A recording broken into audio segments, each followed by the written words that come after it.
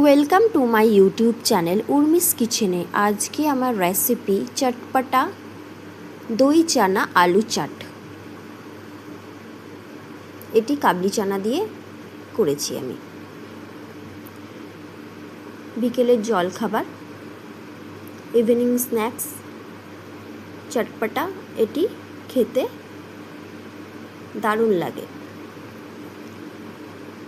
এটি পরোটার সাথেও রাতে ডিনারে খাওয়া যায়।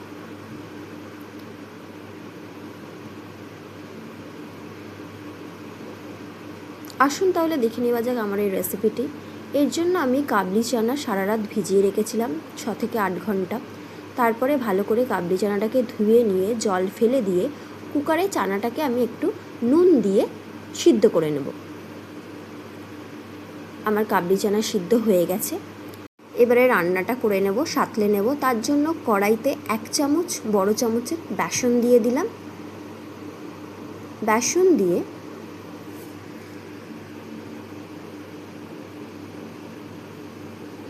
হালকাভাবে নাড়তে হবে যতক্ষণ না কালারটা চেঞ্জ হচ্ছে, লো আছে। কালারটা চেঞ্জ হয়ে গেলে এর মধ্যে জল দিয়ে দিতে হবে। জল দিয়ে ভালো করে মিক্সড করে স্মুথ একটা মিক্সড তৈরি করে নিতে হবে।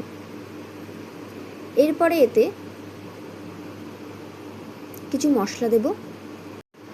রেড চিলি পাউডার, নুন, ধনে গুঁড়ো, জিরে গুঁড়ো, চাট মশলা, আর শেষে একটু সামান্য ফুড অরেঞ্জ কালার দেব, কালারের জন্য, যাতে করে কাবলি চানাটা একটু অরেঞ্জ অরেঞ্জ লাল লাল দেখতে হয়, তার জন্য।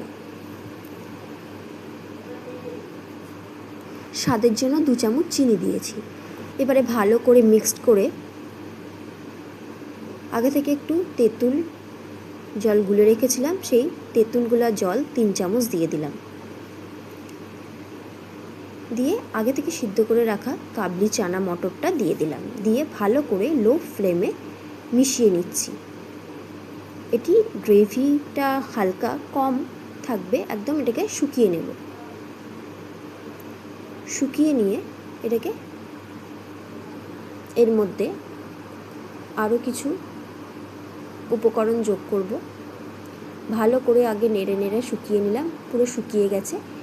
এইবারে এর মধ্যে আমি আগে থেকে পেঁয়াজ, টমেটো, কাঁচা লঙ্কা, ধনেপাতা কুচিয়ে রেখেছি, আর আলু হলুদ দিয়ে চৌকো চৌকো টুকরো করে সিদ্ধ করে রেখেছি।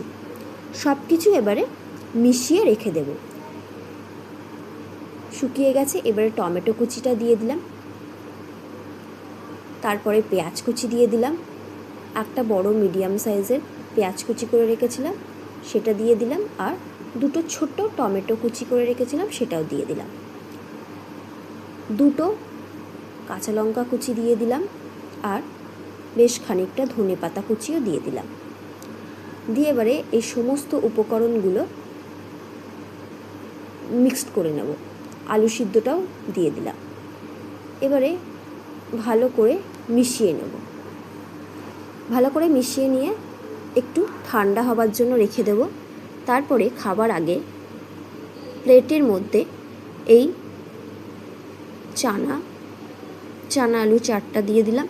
তারপরে এর ওপর দিয়ে দই, চাট মশলা, ধনে পাতা ও পাপড়ি দিয়ে পরিবেশন করে দিলাম। হয়ে গেল আজকের আমার রেসিপি দই চানা আলু চাট। আমার এই রেসিপিটি কেমন লাগলো অবশ্যই জানাবেন।